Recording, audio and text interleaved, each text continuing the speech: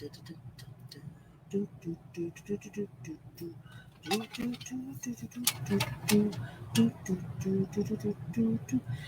kia ora. Helen Brahms here, coming to you live from Sun City in Arizona. Hope you're all having a super fantastic, sparkling start to Fun Friday. Yes, it is that day of the week where we pull something out of the fun tin. Oh yeah, shortbread cookies. They were really good too. So it's going to be a very quick call today. So our fun thing is, what are your plans for the weekend? This weekend, I have basically nothing. I have 2 calls, one on Saturday, one on Sunday. Just catch up. One's a genealogy call, one's a catch-up call. And then that's it. I have an unplanned weekend. Ooh, I don't know what to do with myself. I'm so excited about that. Oh, done that one. I'm trying to pull out something out of the tin here. See, we've got all this stuff in here. And some of them have got dates on them and some of them don't. So the ones with dates on we've already done. Looking for the ones without the dates. I've done that one too. I think I might have to go through and pull out all the dated ones and start putting some new ones in here too. Oh, cook something new. Absolutely. I can do that. Cook something new. There we go. This is what we're doing. This is my fun one. Cook something new. I've been doing that all week. I've been experimenting with the air fryer. So, yes, that will definitely be, well, I must say, the 20th of August. God, where is the year gone? You know, I find that the front half of the year tends to, I don't know about you, but I find the front half of the year feels like it drags along. And then once you get to like around July, it just starts speeding up. It's almost like you got that roller coaster thing, you know, where you're going up, up, up, up, up, up for the first half of the year. You get to July and it's just sort of like you tip over and you just start the slide down the other side. It's kind of how I feel at times. But life's like that. Life is a roller coaster. It's never going to be a straight road. It's never going to be a straight road. Life is not a straight road. It is twisty, turny, hills, mountains, all sorts of stuff, obstacles. You know, they're all there to make us, help us grow and be stronger than what we were, help us grow into amazing people. And we all have amazing paths that we take, and no 2 paths are alike, which is awesome. I love that. It's very unique. It gives everybody a unique perspective on life, and that is what I love, is people's unique perspective on things. So plans for this weekend, apart from a call, and both of them have me 10 o'clock in the morning, which is awesome. Kind of interrupts the Sunday mystery drive thing a little bit, but we're still going to do our Sunday mystery drive. Yes, that's definitely on the box. As far as anything else in the weekend goes, it's probably going to be, looking at the RV here, it's probably going to be housekeeping and some sorting, because I have some stuff that I do have to take to storage. And yes, things are kind of piled up a little bit with stuff that's arrived and all of that sort of thing. So I need to sort through things like, what am I going to do with the box for the air fryer? I need to use that for when we travel, so that's got to go to storage. My computer box has to go to storage. So I'm looking at things like that, like, what do I need to do? I need to do a storage run, so what stuff do I need to take over to storage?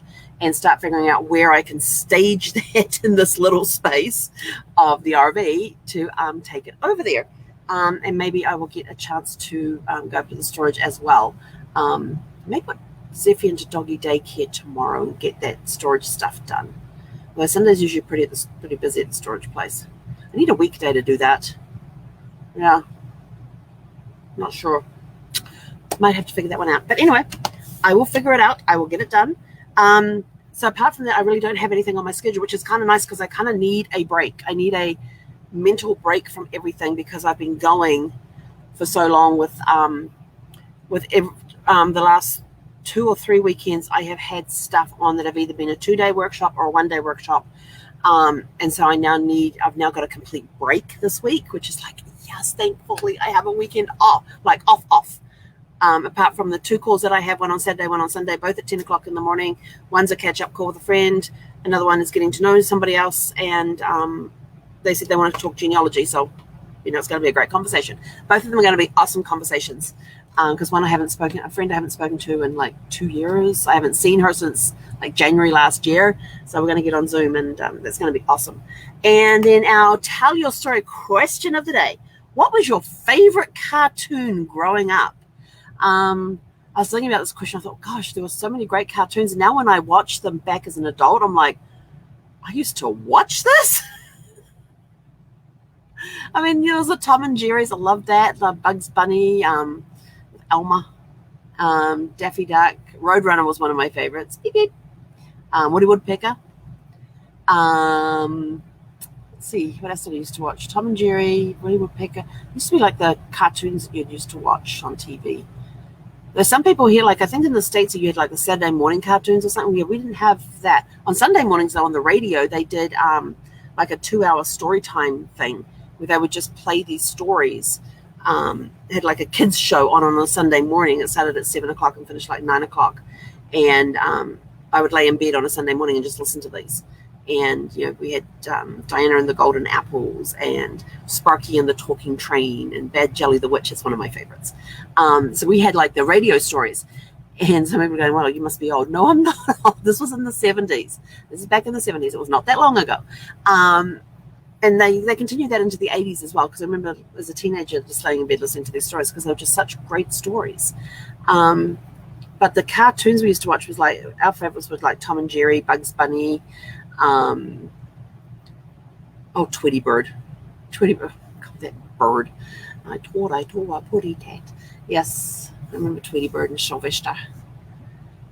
There used to be some great cartoons in Yogi Bear and Scooby-Doo, and man, there were some good cartoons back then. Some of them now I look back and go, I used to watch this. See them beating the crap out of each other, and you know, there's always the coyote's always the one on the bad on the wrong end of the, he wants to kill the roadrunner. That's his whole purpose, to capture that roadrunner, and everything always backfires on him. And I really used to laugh at those sorts of things. Now I look at it through adults' eyes, and I'm sort of like, I used to watch this. Oh yeah, that was a really good cartoon. And Tom and Jerry, and the poor stuff that Tom would go through with Jerry. Oh my gosh. And Porky Pig was another one. I used to love Porky Pig.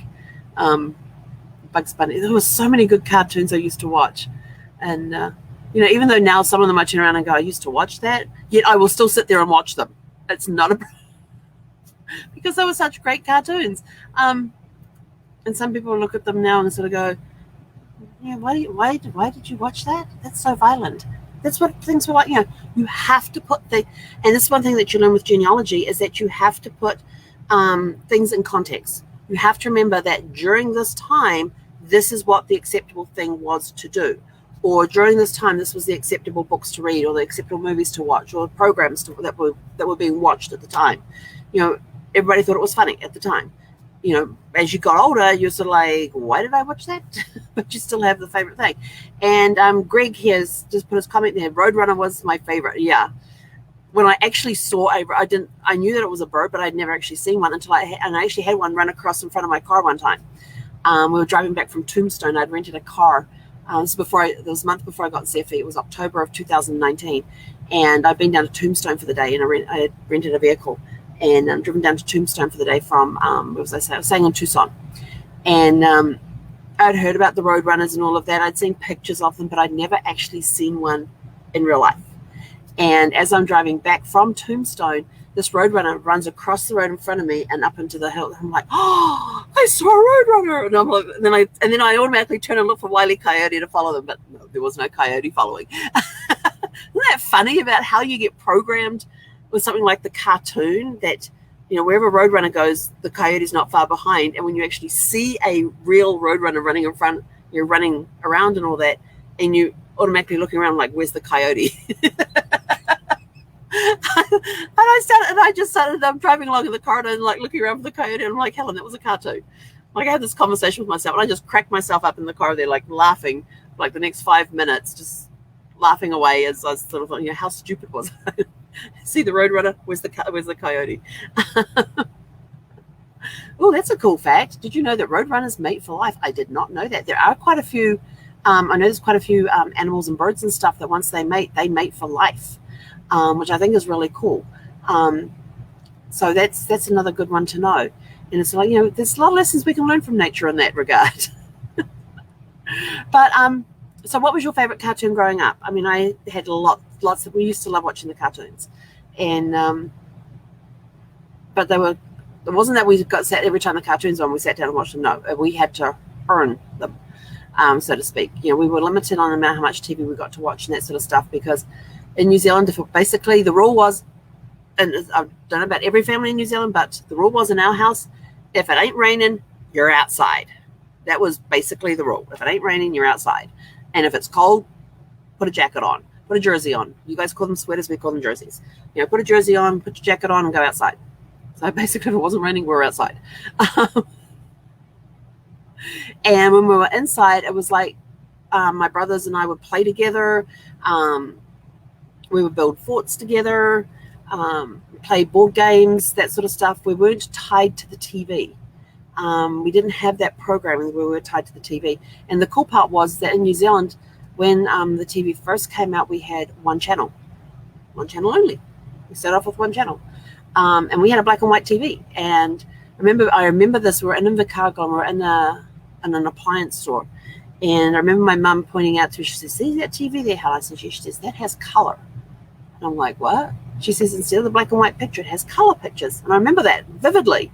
And I was like, that's really cool. And it was years before we got a color TV. And that was sort of like the coolest thing when we got a color TV. And they didn't have remotes.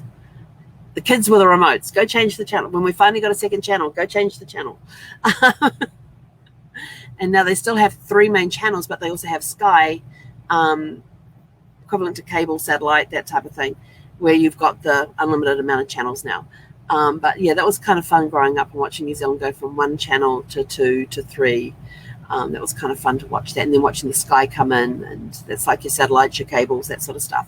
But yeah, so we weren't tied to the TV, and I'm trying to remember what time the TV actually started in the morning, with what time they started broadcast, because they would have times that they would broadcast. They only had a certain number of hours that they would broadcast every day, and I can't remember what time they started, and whether it was morning.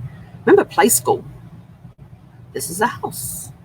Here are the doors. Here's the windows. 1, 2, 3, 4. Ready to knock? Turn the lock. Play School.